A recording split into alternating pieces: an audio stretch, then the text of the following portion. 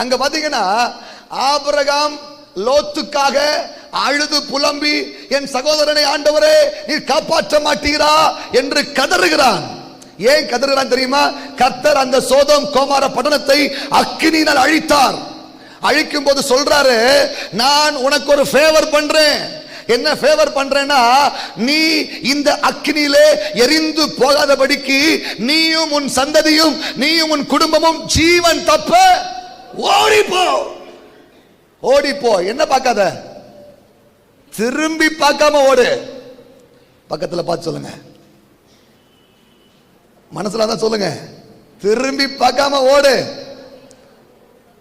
திரும்பி பார்த்த, திரும்பி பார்த்தாங்களா இல்லையா? லோத்துடைய மனைவி திரும்பி பார்த்தாங்களா? என்னாச்சு? பிரயோஜனமே இல்லை. ஓடுறதே ஓடுறோம்.